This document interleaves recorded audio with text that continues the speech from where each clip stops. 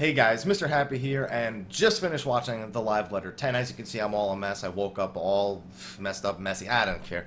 The live letter's done, and they answered a ton of questions regarding the next content patches. Some of it was great. Some of it, I'll leave up to you guys to decide. I'm going to run through the official answered questions on the forums first, so I'm going to be reading them off and giving you my thoughts. And I'm going to fill in the blanks using some of the information that we got from Reinhardt. Reinhardt did his usual live translation, so there are a few things here that, I'll link it in the description below, both the official translations and Reinhardt's unofficial translations. Of course, thank you, Reinhardt, for doing what you do. Of course, I don't know what we would do without you. Square Enix needs to hurry up and hire you already, because anyone who can do a translation live, amazing. But that's all the sunshine you'll get right now, because we need to move on to the actual questions. So I'm going to be using information from both. Let's start right away with question 1 now.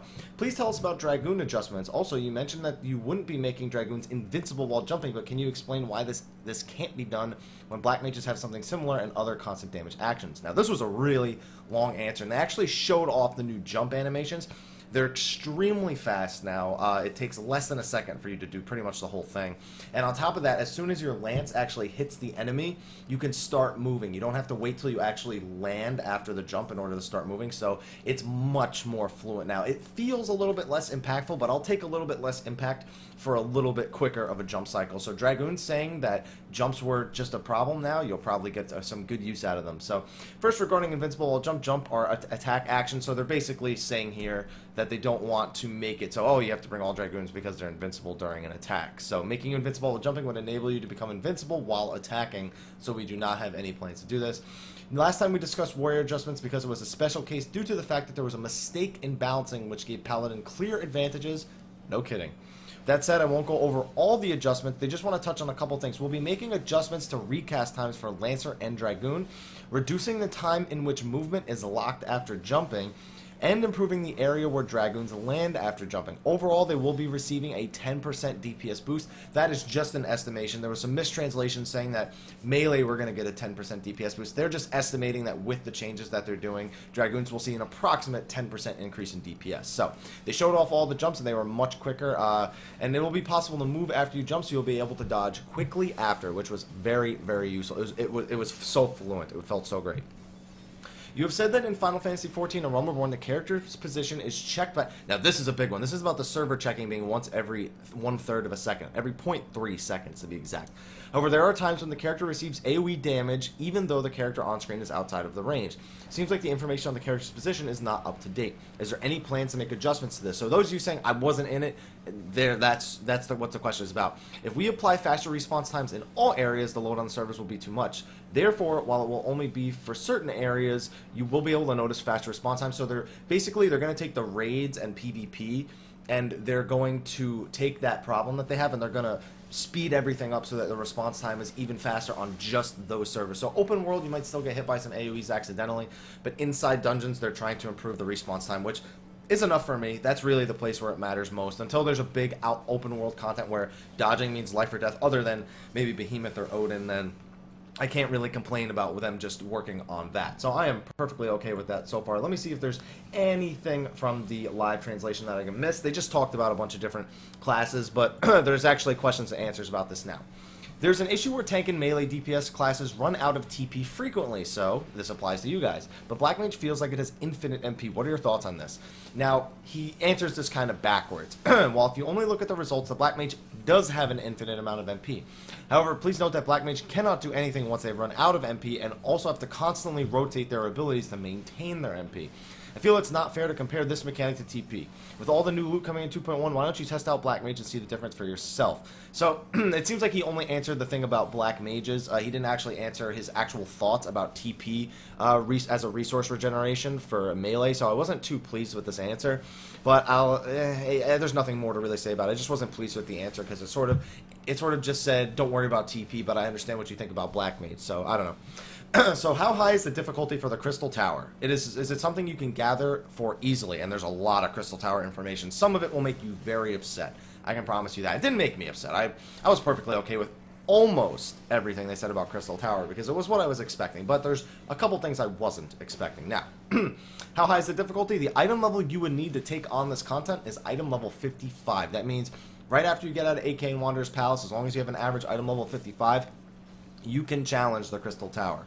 So that means the difficulty is rather low. So let's move on. Let me cover each of these questions before I fill in the blanks of what they answered. Are there rewards for the Crystal Tower, and are they going to be need greed between 24 players?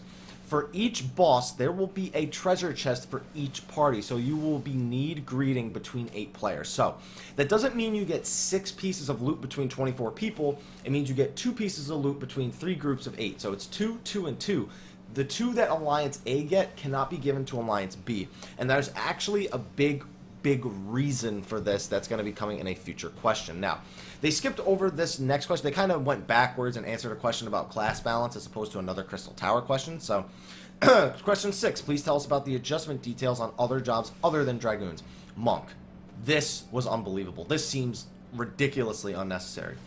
The buff effect of Grease Lightning will be increased. Really? Really? Monks didn't need that. They needed maybe duration. They didn't need more damage on Grease Lightning. Duration is the only thing I could have seen them doing. In addition, the amount of bonus damage monks will be able to do from behind the target will be increased. Basically, they're trying to increase the reason, because monks have pretty much proven now that you can just stay on the flank of a boss and do just as much damage as if you were to run behind for boot shine. So they want to make it so you have to constantly switch between flank and rear a lot more often. So I can't really say much about that. Now, Bard. We have made adjustments to certain cross-class actions that the Bard can set. Now, they said they were adjusting Lancer a little bit, so I'm assuming that this will have some effect on the Bard. I'm assuming Bards are just going to lose blood for blood, but it looks like that's really not all that bad. They said they're still going to have Rain of Death, their silences, and they're still going to be able to shoot while moving. So just removing blood for blood or something cross-class that they can't use, I'm okay with it, but we'll see the severity of it in the future. And Black Mage, they said they have no current planned changes for Black Mage. The only thing was a bug where you could cast Flare twice in a row, and we're not talking about Flare convert Flare. We mean like double flaring and doing a ton of damage with only 1 MP pool. So they're fixing that bug, and that's it. Question 7. What's the icon of the upper portion of the screen? Now, they were showing the Crystal Tower when they showed that. It was actually the Alliance feature, and it looked like a traditional grid. I don't have any pictures for it, but basically what it looked like, it was... Look at your average raid frames for WoW. So imagine those without a name. It just shows the role of the person and their HP, and that's all it shows. It's very tight, and it's very similar to the UI we see for other games for their raid UI. So I was okay with this. Not seeing the names was a little bit I wasn't really a huge fan. When you target them, you'll see their names, I believe. But I'm okay. It shows the HP. It shows their, it shows them.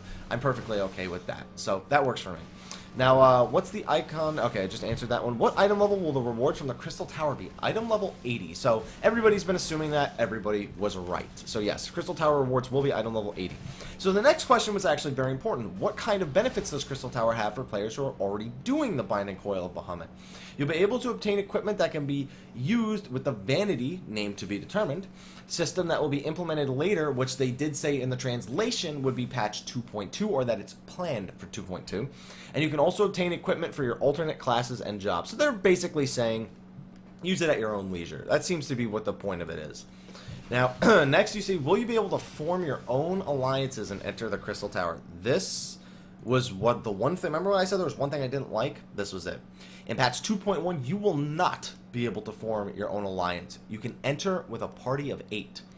That means that for Crystal Tower, if you want to go in with your free company, you better get 3 parties of 8 together, queue at the exact same time, and pray that you get each party. So in order to do that, you're going to have to do gimmicky things like, you're going to have one party confirmed. It's like, okay, my party is confirming now. Okay, that party just confirmed, so that's probably you.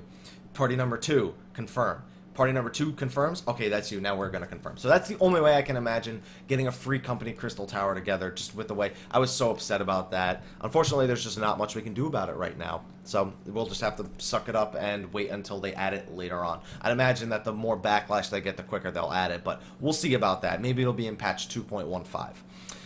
Will the Crystal Tower have progress recorded similar to the Binding Coil? No, progress will not be recorded. However, similar to the Binding Coil, we will be updating this every other patch, and to take on the next phase, you will have to clear this upcoming phase first. So that's basically saying that similar to the Binding Coil, you will not be able to attempt turn 6 until you beat turn 5, and just as you will not be able to attempt the second floor of the Crystal Tower until you clear the first floor. So good. It's making sure people see all the content and that they have to sort of progress upwards. It means that I don't know what it means in terms of skipping content by getting by just crafting higher level gear. I'm sure you'll still be able to do that, no problem at all. Yeah, I'm just curious to see how it actually looks. And no progress will not be recorded is very interesting. Means you can sort of spam the Crystal Tower. In the translation, they said there may be an item lockout, which means when you obtain an item, you may be locked out from obtaining other items for a certain amount of time. We will see how it plays out, though. The translation was very, very rough, so I won't say that that's definitely what it's going to be. Just saying it could be a possibility. When forming an alliance for Crystal Tower, how will you chat with party members? There, you can use the party chat channel, but there will also be an alliance chat channel. So definitely waiting for that too. Now, a lot of these questions are being answered here in the translation as well, but they did a pretty good job actually posting all the answers. So I'm just going to refer back to here and refer to what I visually saw when I need to. So Crystal Tower has content where you split into 3 parties and go do different things, but if one party is having difficulties, will the other 2 parties be able to assist? In large room fights, which I'm assuming will be the big bosses, yes. However, there will also be tricky mechanics where you won't be able to help, which I think is very interesting because it means that if you're pugging with 23 random people and you can't help the pugs that may be a little bit less knowledgeable about the fight, then you may have some problems, but we'll see how it all gets balanced out. Question number 14. About the tokens that can be earned in the Crystal Tower, are they going to be tombstones of philosophy and mythology or something different? They will be philosophy and mythology, but then they said that in future patches there will be different types of tombstones. Question 15. Will we be able to go to the Forbidden Land, Eureka? We are trying our best to replicate this content, so please look forward to the future update. So they do want to take us to Eureka through the Crystal Tower. Eureka, if you played Final Fantasy III, is, well, it's a Forbidden Land. That's one thing to say. So we can probably assume we'll visit the World of Darkness as well at some point, which is very, very cool. Just so you know, the Crystal Tower is also called the Labyrinth of the Ancients. At least that was the translation we were giving for the first floor. So I don't know exactly how it's going to work out, but we'll see what happens. Okay. Question number 16. The amount of items will increase, but I'm having inventory problems with my current items. Will you be doing something about the amount of inventory space? They said the additional retainer service will not be made available in 2.1. However, they will be increasing the amount of items that can be stored in the armoire. That's probably mostly for vanity items, lightning items, and things like that. Good. We need it. Can you show us the new bow that's currently displayed on the stream? Now, the bow that they showed on the stream was a black sort of Artemis bow because they were playing Bard for the entire thing. Now, for those of you who don't know, there's actually a set of items in the game that only GMs can use called the Judge items. And this bow is very, very reminiscent of the Judge bow. So, though they showed it, I don't know that that's actually going to be a sort of bow upgrade or anything, or you're going to be able to dye your Artemis bow. I don't know what that was. It could very likely be the Judge's bow. It could likely be something completely new. But, excuse me, we'll see what it is later. All they did was show it. They didn't say anything else about it. Excuse me, it's still kind of early, getting kind of hiccupy. If a PlayStation 3 player enters the Crystal Tower, will they encounter any display issues? That's an excellent, excellent question. They specifically designed it so that all 24 players of your alliance will be displayed properly. Please do not worry. We'll see. But if they're saying that they fixed it so that PlayStation 3 players won't have a display issue, I don't know if they mean displaying enemies or if they just mean displaying, you know, the UI. But we'll hope that it all plays out well when Crystal Tower actually comes out. How much, now we moved on to the barber. I'm not going to call it by the name that they gave it. I'm calling it the barber, the salon, something normal. How much will it cost each time you want to change your hairstyle in the salon? 2,000 gil. Very, very cheap. Everyone was saying, wow, that's really cheap. I was expecting it to be more. I didn't expect it to be more. I kind of expected it to be less. Just because it's just it's, you know, it's not something that people should be dumping tons of gil into. But 2,000 is a good amount. I was expecting it to be about 1,000 to 1,500, but 2,000 is really close to my guess, so I'm perfectly okay with that. Question 20, are there any limitations to the number of times a player can use the beauty salon? No, there are no limitations. So, whoop-de-doo, looks like I could use one right now because my hair is in about 12 different directions because of the way I sleep on my pillow. Besides hairstyles, what other things can you change? Hair color, eyebrows, face paint, face color paint. Face paint color, because I can't read in the right language. Facial hair, facial features, and tattoos. The team is also carefully adjusting skin colors and eye colors. That's interesting. I didn't know we were going to get plastic surgery or genetically change our eyes, but I guess you could say contacts and, I don't know, bleach? I don't know, something like that. I got nothing. Question 22, will there be more beauty salon options added in the future? The simple answer is yes, and that each patch will be focused on a specific race, which is interesting because it means that some races might get shafted until much later in the patch lines. Like maybe Lalafels won't get any changes until patch 2.6, who knows. Will you be able to change your appearance while sitting in front of a mirror, just like a real beauty salon? We felt it wouldn't be very practical as there were problems with lighting and not being able to see what's going around you, so we made it into something where you can only change the facial aspects of the character creation. So I guess that means that you won't be able to see the back of your head, only the front. I guess that's what I'm understanding from that. How different, now we moved right on to Primals. Now, there was a lot to be said about Primals. Some reveals, some plans that they have for the future, item levels of the weapons and things like that. They showed off a few of the weapons for Leviathan. They showed off some new furnitures and things like that. But let's get into the questions. If I don't see something answered here that I remember from the stream, I will be sure to bring it up. How difficult is Good King Mogglmog the 12th? It's about on par with Hard Garuda Fight, or maybe a little bit more difficult. Please note that we plan on implementing the Extreme Mode in 2.2.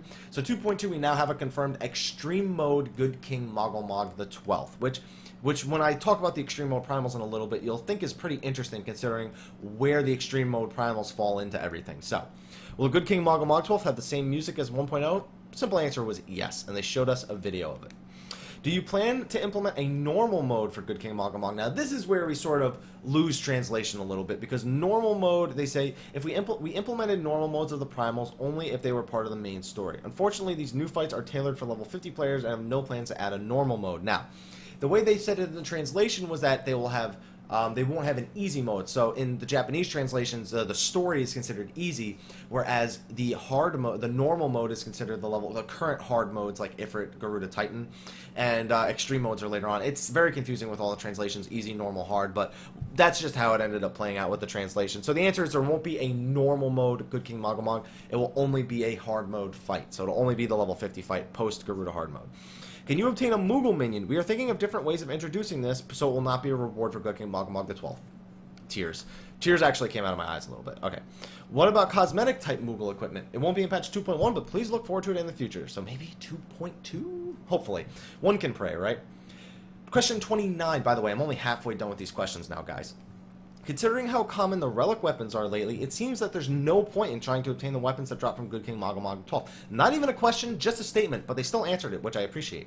The weapons that drop from Good King Mogglmog will be item level 80. On a related note, we will be increasing the item level of Allagan gear from item level 90 to 95. Now, that's interesting, because they only say, and first of all, it means they're making our Allagan gear better, because you can't just raise the item level without raising the stats on them as well. So our Allagan gear is actually going to get better, which is surprising. But what's even more interesting, they didn't allude to the fact that they were including mythology items. It almost looks like Allagan gear is now going to be designed to be a higher item level than mythology gear. Now, that's assuming that's just assuming based on this English translation. There may have been something lost in translation, and I can say that only because in the translation that I have here with Reinhardt, there was a slight allusion to the mythology items also getting this item level increase, but it was very slight, and after that point they only said Allagan weapons over and over and over again. So it's very, very likely that Relic plus ones will stay item level 90, whereas Allagan weapons will be made item level 95 to make them a more attractive choice after your Relic plus ones. So, very, very interesting. Again, mostly speculation. We'll see, just based on very, you know, I'm semantically reading this. I don't know English. I'm just going to move on and stop embarrassing myself. Will there be a chance to receive another file of Fantasia? Not in 2.1, but after that, they're looking into it as an optional service. Will a vote kick feature be implemented? Yes. In 2.1, we will be getting the vote kick, along with the duty roulette and the MIP system, which I will be explaining in the questions shortly to come, and I will be doing videos about those later on. So, question 32, if we use the duty roulette feature, there seems to be no time for us to change the settings on the hotbar cross hotbars, or anybody can get some sort of preparation time. Since everybody plays the character their own way, we currently have no plans of adding a set preparation time. Please be sure to make these preparations before you use the duty roulette feature. In other words, don't go into a duty roulette and be like, hold on, I need to change my abilities, give me a minute. Like, just do it before you go in, really. Will there be any countermeasures for problems arising between level 50 players and low-level players due to different objectives and pace in Duty Finder? We will be adding a large-scale party recruitment feature, so you'll be able to properly tailor your runs to your objectives.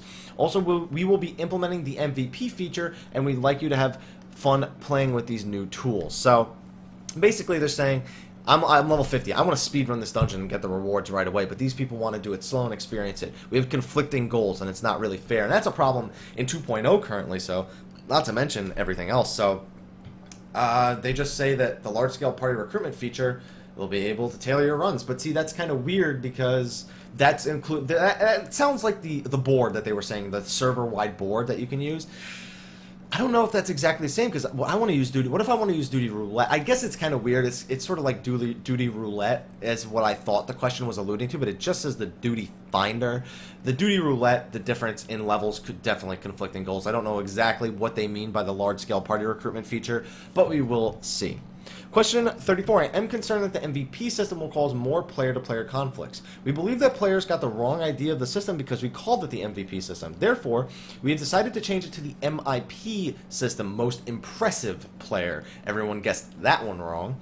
Simply put, we would like you to vote for the player that was the nicest member instead of voting on the player that was the best during the run. We wanted it to be a feature that players were able to thank each other. So thanking each other was the point of it, so that's what we get. Most impressive player, same reward, same everything, different name really. If you leave content after getting matched with the duty roulette, will you lose your bonus for the day? No, your credit will not be given to you. You will not lose anything. That will not be the reward. As soon as you complete your duty roulette for the day, you will in fact get the reward regardless of if you left a duty early. Question 36. Can you use the duty roulette with a party of 2 or 3 people? Not yet. That's basically what they said. Question 37. If I queue up with the duty roulette as a scholar and get matched to content that is under level 30, will I still be able to heal? While this won't be implemented in 2.1, this has been included in our plans for a future update. Very, very interesting. I mean, don't get me wrong. If a scholar gets matched in pre-30 content, the fairy does everything. If none of you have ever tried that, just even if you don't like healing, just go as a scholar to under level 30 dungeon and just DPS the whole time because your fairy can literally handle all of the healing for the entire dungeon. Don't grief people though. If you see someone dying, heal them. Will I be able to enter dungeons that I have not unlocked through the duty roulette feature? Now this answer was kind of weird. Yes, you will be able to enter unlocked dungeon as long as it is within the same group. They said, what if I don't have it unlocked? It doesn't make sense, the answer. I mean, I guess they could be saying if somebody has it unlocked, you're okay, but it still doesn't make sense. As long as everyone has it unlocked. But I was just asking if it's not unlocked. What are you going to do? That was the answer. I can't change it.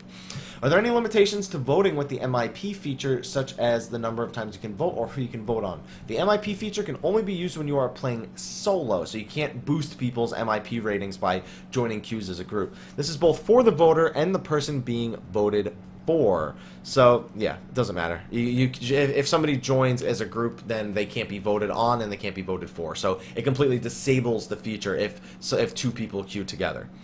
Are there any plans on being able to chat? Well, sort of. I guess if you had 2 and 2, now that I'm thinking about it.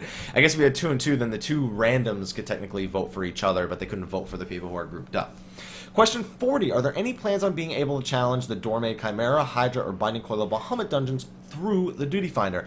While we'll not be making it in patch 2.1, we do have plans to add Chimera and Hydra fights to the Duty Finder, but we currently have no plans to add the Binding Coils of Bahamut. Please make sure to use the party search feature that will be added in patch 2.1.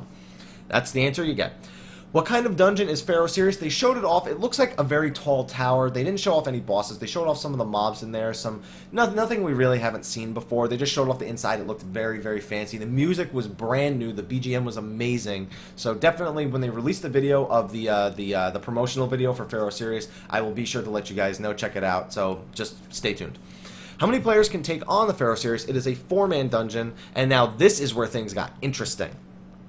What difficulty level of Pharos Sirius compared to the current implemented dungeons? The equipment that can be obtained in Pharos Sirius is item level 60, and we've adjusted it to be the perfect difficulty-wise if you have all your job-specific equipment. Now, I'm going to answer the rest of the Pharos Sirius questions before I say why that's very interesting. You're probably just saying, oh, so it's just like more AK gear. We'll see.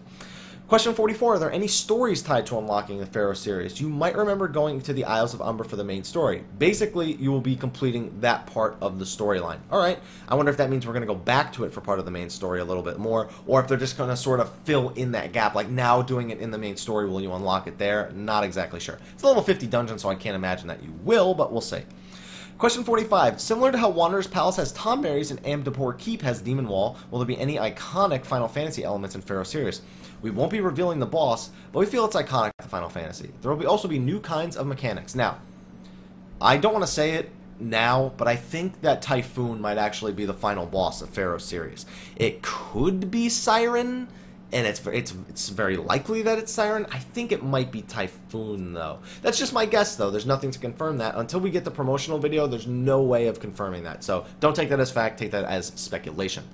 What other hard mode dungeons will be implemented? Hawk Manor and Copperbell Mines. So I called Copperbell Mines. My friend, Mr. Byrne, from my XIV Reborn podcast, guessed Hawk Manor. So I guess we'll take a 50-50 on this one. Good job, Mr. Byrne. Let's just say we worked together on this call. How about that? I'll take that. Sure. I agree.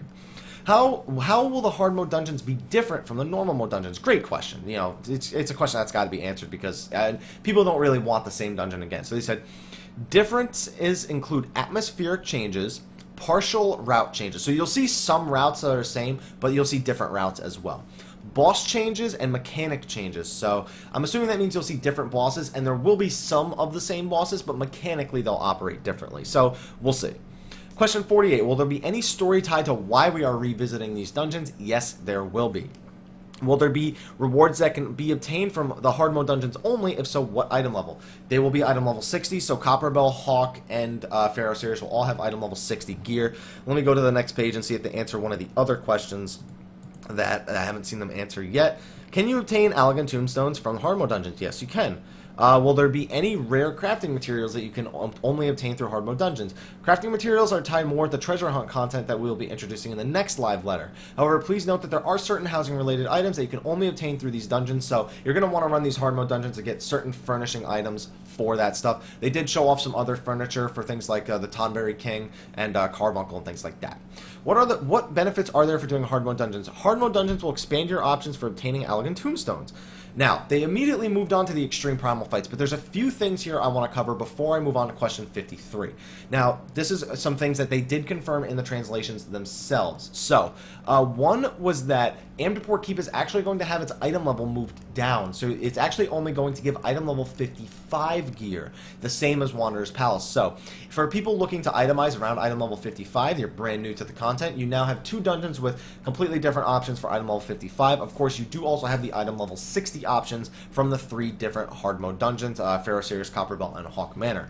Additionally, they confirmed the primals that were going to be in patch 2.2 and 2.3. So we already confirmed extreme mode Good King Moggle for 2.2. Well, in 2.2, we're also going to get Leviathan and a mystery primal. So they didn't give us any sort of hint. I believe it's Fenrir, but we will see. So 2.2, they showed off some of the Leviathan weapons. They showed off the spear, the axe, the shield, and one other weapon. I don't remember. The bow, I think it was. And they looked very, very nice. Very serpentine, oceany, because those are totally adjectives. And then for 2.3, they confirmed both Ramu and Shiva will be in patch 2.3. They are for item level. Level 50. So they were. I guess some people may have assumed they may have been lower than level 50, but no. I'm assuming that they'll also just be hard modes and then go right into extreme modes in the following patch. That's again speculation, but I just wanted to get that out there so you guys were aware that those are confirmed for 2.2 and 2.3. On top of that, we do have Good King Moggle, and we have plenty more to be revealed right here. There's about 15 more questions left and a few more things I could cover from the translations. What's the item level requirement for the extreme mode primals? We are thinking around item level 70. Basically, it will be the next step of the main story after defeating Titan hard mode, so the item level required to beat him. So basically, the difficulty now goes Ifrit hard mode, Garuda hard mode, Titan hard mode, Ifrit extreme, Garuda extreme, Titan extreme. They designed it purposely that way, it seems. Since it follows a quest line, it won't just be, okay, these primals are all on the same level. No, they do increase in difficulty with Titan being the hardest. I will reveal to you some of the mechanics that I did see in extreme mode, Ifrit, Garuda, and Titan, and of course you will see promotional videos in the coming months for those. How hard will the extreme primal battles be? Is it going to be content where you can just make one mistake and you'll completely wipe? He says it will be quite severe. I think it depends on the situation, but I don't think it'll be a case where you can't recover during the battle. In the translation, he did make a specific comment saying that's not the case with Titan. If you get knocked off, yeah, you're pretty much doomed. Question number 55. What kind of mechanics will we see in the extreme primal battles? Now, they showed it on the stream. I'm going to tell you what I saw here. For Ifrit, here's what we saw. We saw that you won't be able to stun his eruptions. That was the very first thing they showed. They showed eruptions going off under him, and that they were still going off in the patterns of 3s. It looks like the harder patterns will be apparent in the fight much earlier, so you won't be just dealing with one eruption early on. It looks like you'll immediately have to deal with the triple eruption kind of deal, and that's all they showed for eruption-wise. They then showed 8 nails. Now, 8 nails was very interesting because it was 7 nails along the outside and then 1 giant nail in the center. So he did make a special note. He's like, that 1 nail in the center was pretty big. Remember that. So it seems that you may have to, I've got a bunch of different theories about this. You may have to destroy all the little ones and then take out the big one. You may, it may have no impact at all. You may only need to take out the big one, and the little ones will just further reduce the damage. There's a lot of different things that can be interpreted as.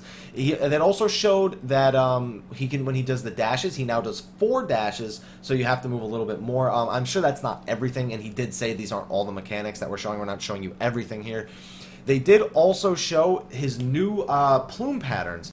Now, one of the plume patterns we saw was, instead of being directly under Ifrit, it now shifts counterclockwise, or maybe it could be random where it is now, but there was an open area that wasn't where Ifrit was. So I'm assuming that after the initial plumes that go all around Ifrit, you'll then have to rotate him to a different spot, and that'll be the new safe spot where the tank and all the DPS can spawn for the eruptions. But we will see. Again, all speculation. That's all we really saw from Ifrit. Other than that, we just saw his cleave, his sear, his knockbacks, you know, things like that. Nothing we haven't seen before. So his wasn't that impressive. It looked like it could be a lot harder, especially not being able to stun eruptions. That itself is going to be immensely harder, because people like to run around with, you know, like chickens without heads when it comes to those eruptions. If somebody doesn't stun them, like, what's going on?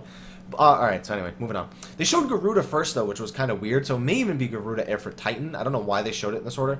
Garuda, we didn't see that much new either. They only really showed the second half of the fight, and it showed that Suparna and Charada, the way that they spawn is a lot different, and the tornado patterns are a lot different as well. So they did show something along the lines of, he summons both the adds in the center, and there was a double red line, and then they did a double green line, which means that Garuda will either get a double determination buff, or you'll have to kill both of them before the determination buff will fall off, or she'll get a double regen, or you'll have to kill both of them before the regen falls off. Also, if you do not kill Suparna and Charada, it seems that all 3 of them do aerial blast at a certain time. So she might do aerial blast every time she summons adds now, as opposed to just doing it once, and that wouldn't surprise me too much. So you may have to deal with multiple aerial blasts, and he said your DPS will need to be very, very high in order to kill Garuda. But with item level 70 required, I wonder what very, very high means, especially with the Allegan gear being brought up to item level 95. I guess we'll just have to wait and see. Now, Titan, on the other hand, holy crap. That fight, if you thought you were having trouble with Duty Finder Titan hard mode, oh man, are you going to have trouble with Duty Finder Titan extreme. Because, yes, all 3 of them will be in the Duty Finder, and whoo, this is going to be insane. So, the arena's even smaller now. I know that doesn't seem possible, but the orange, I guess, is the color. I'm colorblind, so I don't know what color it is. I guess it's orangish. The orangish area in the center, that's all you're going to get in the last phase. So all the same bomb patterns, it looked like. It looked like we were still going to get the triple lines of bombs, that we're going to get the circle bombs, and that we were going to get, what was the other bomb pattern? The easy bombs. But easy bombs can't go as far out, so I'm not exactly sure how that's going to work. I guess we'll have to see. It's up in the air, but we'll see. Don't worry. But not only that, so he was summoning Titan Eggies. That was the first thing I other than the arena being small, that I noticed right away. So he showed Titan Eggies. The Titan Eggies were using the Enkindle move that summoners have that puts the land area on the ground, and that land area stays there for a pretty long time. And there were times where he would summon 2 Eggies and do it, and oh man, was that horrendous. Now, another thing, his stomps, his regular like stomps, have a slight knockback to them now, so you can get knocked off just by the regular stomps, but he also had a new stomp that knocks everybody in the arena off if you don't avoid it. Now, in order to avoid it, it looked like he was double jailing people, so now he jails 2 people. And it looks like when he double jails people, he then lifts his leg up in the air and charges a very powerful stomp. And if you don't line of sight Titan behind the jails, it looks like he actually knocks you completely off of the arena. So that's what it looked like to me. That may not be how the mechanics work.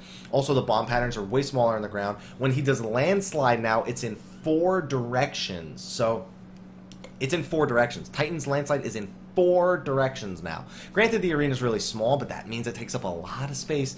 Also, his table flip mountain buster was a lot bigger and looked a lot stronger. We couldn't see HP bars, but I can imagine that's going to hit a lot harder. So those were all the different mechanics that I saw. There may even be a mechanic in there I missed somewhere, but those are all the mechanics I saw. It's going to be intense. And yeah, let's move on before I have an aneurysm. Question 56, will the Extreme Mode Primal Battles be part of the main story and or be tied with the Relic Quest? He just answered yes. He didn't answer which one. However, he did answer what you will obtain from the Extreme Mode Primals. You can obtain weapons for the hard mode primal battles, but what kind of rewards will there be for extreme modes? When you clear extreme modes for Ifrit, Garuda, and Titan, you'll be able to obtain an item level 90 weapon as a reward. We've prepared weapons for each job. So basically, just like with your Relic Quest, you now get a free Relic +1, which is item level 90. That's assuming that the Relic +1s don't actually get brought up, so it's an alternative to spending mythology on your relics, I guess. It's an alternative to that, which is pretty cool. Hopefully they look pretty cool. I don't know what exactly the stats are going to be, but I guess we'll just have to wait and find out. So, other than that, though, on the stream itself, on the translation, he said there will be other rewards for clearing the individual primals, so be sure to check out for that. I'm hoping it's primal armor. Please give us primal armor and other stuff. They'll also be raising the drop rates for the furnishing items from the primals and the extreme mode primals too, I believe. Question 58, will we be able to use extreme mode primals through the duty finder? Yes. Good luck. Doesn't sound fun to me. Anyway, question number 59. What is the release date of patch 2.1? We plan on releasing patch 2.1 on December 17th, 2013. Now, they said we plan on releasing it, and they said we hope we have no more delays, so don't take that as a final date. Take that as an expected date. But December 17th, pretty good time. Everybody, you know, people who are going to college are off for, off for a week or so. People are home for the holidays. I imagine that for some people it won't be that good of a time because they will be spending a lot of time with their families, so it's really hard to say, but December 17th, hey, it's better than the estimate that I made, but we'll see what it actually ends up being. Question 60. Can we obtain materials for the housing furnishings from hard mode primal battles, but will the drop rate currently we can obtain, sorry. They was asking if the drop rate will be higher for extreme mode primals. The materials you can obtain from hard mode primals and those that you can obtain from extreme mode primals are different. So they actually are different items altogether. However, since it was prior to housing implementation, we had made the drop rates lower for the materials in hard mode primals, but they will be increasing it in 2.1. So those were all the Q&As that they answered, but I do have more information here. Let me just scroll through it really quickly. Now, they went over a few things. They did talk about Dungeon EXP. They did talk about Duty Roulette a little bit more. They show that there will be different categories for all the Duty Roulettes. Low level, high level, main scenario, guild, and guild has. So you can do each one of those once a day. The leveling ones give you more EXP as you level up. Excuse me. And yeah, I haven't had any water to drink and I've been talking for like 30 minutes now. And there will be low level, high level. Low level will give you more EXP when you use the Duty Roulette. High levels will give you more tombstones. Guild Hest and everything will also give you more EXP and whatever not. And they also said that with the dungeon EXP now, they think dungeons will be better than Fates if you want a hardcore level. So that's cool, especially with the Duty Roulette. You can. I'm kind of curious, if you Duty Roulette and you get a dungeon that's way lower level than you, though, the monsters will be way lower level. Will it really be worth it versus individual queuing? Maybe just once for the EXP boost, but would that outweigh just spamming the highest level dungeon you can do? I guess it's a good question that I actually didn't think of during that, and I just thought of it right now. So I guess we'll have to see. So that was one thing. They said that the power curve will be a lot higher when it comes to EXP in those dungeons. What else can we get? They showed that you would get like 200 Tombstones of Philosophy for doing the high-level Duty Roulette and 10 Tombstones of Mythology once a day. So an extra 10 Tombstones of Mythology works for me, especially with the cap being raised to 450 Tombstones of Mythology for patch 2.1. They showed the MIP feature. They didn't really show much about it. They just showed that you would do it at the end of the dungeon after the boss fight. It wasn't really anything crazy. They showed Guild Hest slightly. They showed off the inside of the Crystal Tower. They showed off the inside of Pharos Sirius. Where I'm reading right now, they're talking about Pharos Sirius going on to extreme mode primals. They showed off some sofas and things like that. And the final thing, and they didn't even answer this in the Q&A because they just want to leave it as much of a mystery as possible. there's going to be a hard mode / extreme version of Ultima Weapon from the main scenario. I'm sorry for the spoilers, but Ultima Weapon was one of the final bosses in the dungeon for the Praetorium. He's one of the final dungeon bosses, and they are making a hard mode / extreme version of him, and it looked insane. It was basically a combination of Phase 1 of the fight and Phase 2 of the fight. So you're going to be dealing with mechanics like plumes, you're going to be dealing with mechanics like weight of land, like Titan Eggies, you're going to be dealing with lasers, you're going to be dealing with laser beams, you're going to be dealing with airships crashing into you, you're going to be dealing with knockbacks, you're going to have to deal with Ultima. There are so many things that you're going to have to deal with in that fight. It was insane how many things were happening on the screen at once. It looked like a really fun fight, and I'm really looking forward to it. They said that they tuned it so difficult that while they were originally going to name it hard mode, they might just name it, they might just go right ahead and call it extreme mode Ultima Weapon. I do hope that it is as hard as the extreme mode Primals, even if they are going to call it hard mode, and I hope that it has a decent reward and it's not just for nothing, you know. But I guess we'll see, and there will be a story reason to why we're revisiting all these things, and I'm very much looking forward to that. Now, they have a few other things that they announced. Also, they announced the Veteran Rewards for 180 days and 270 days. They also announced the Starlight Celebration. The Starlight Celebration is going to be the Christmas event, and they showed off the snowman costumes that we will be able to use. They also announced that the next live letter will be on December 14th, 3 days before patch 2.1 hits, and that they will be showing off a PS4 version of the game there, as well as PvP, Beastman Dailies, and the one other feature that I couldn't remember. Sorry about that. What else? And treasure hunts. There it is. Treasure hunts. There you go. So the Veteran Rewards for 180 days will be Mammoths of Light. Now, basically what those are is they're the really, really old Final Fantasy minions, like Final Fantasy 1 and Final Fantasy 2 and 3 looking minions, like the classic looking Black Mage from Final Fantasies 1 and 5 and things like that. The Warrior one and the White Mage one. So they looked really, really cute. I want to say awesome, but they looked really cute. I think I'm going to get the Black Mage one. I think everybody's going to get the Black Mage one. The other 180-day Veteran Reward was a Black Mage Chocobo Barding, which everybody's been asking if you get the tank ones from the achievement and you get the healing ones and the DPS ones from the achievement, where do you get the Black Mage one? Well, you get it from your 180-day Veteran Reward, so look forward to that. For 270 days, 9 months for Veteran Rewards, you get to pick a leader of the for the free company, so Raubon, Connie Senna, and what's the woman's name from Limsa Limited, the leaders of the cities, basically, the people who you run into in the main story. You get a mammoth of them, and also you get a behemoth mount, which looked amazing. He's jacked, he's got mad muscles and stuff. I don't know how those things get so jacked like that. I guess they're just born with it. Genetics are cool sometimes. They also announced that there will be another producer live letter in Osaka in January, which I'm very much looking forward to. Very, very much looking forward to. They also announced a worldwide fan festival, which I will be going to most definitely in October of 2014. They will do it in the US, in Japan, and in Germany in Europe. So if you're really looking forward to that, definitely be sure later on next year to be checking when all these things are happening. Hopefully it doesn't conflict with anything like PAX Prime or any sort of other big events that I'm really looking forward to next year. And that's all that they really showed. They also showed a bunch of minions that we hadn't seen before, some that we hadn't seen, and some that we had only speculated about. A Tomberry minion. They actually showed the Bluebird minion, so we can assume that that will be coming in patch 2.1 as well. They showed off, I can't even name all the minions that they showed off, but they showed off a lot of the current minions and new minions. They showed off the Chocobo Bardings and how they look, and they look really cool. One Chocobo Barding, honestly, looked like it was in Allegan gear, which, interesting to say the least. It'd be really cool to just be able to pop gear on our Chocobos just to make them look different, but we'll see what happens, you know. And that's all that we really had for the live letter 10. So the only thing I really wasn't thrilled about was the Crystal Tower announcements. They really were underwhelming. I expected it to be item level 80 and be used for vanity and to be used for gearing out secondary classes, things like that. But I didn't expect the whole you can't make your own alliance thing, and I hope that gets remedied in patch 2.1.5 or something like that. Something really, really close after launch, like maybe a month after launch, just so we can more consistently farm Crystal Tower and things like that. Anyway, guys, I have links in the description below to both the unofficial translation and the official forum post where they were announcing all this stuff. I will be sure to let you guys know on my Facebook and Twitter when promotional videos come out. I will be definitely sure to link them. welcome. So anyway, if you like this video, please like, favorite, subscribe, and share for more Final Fantasy XIV information and news. Also, other news on other games that are coming out in the near future.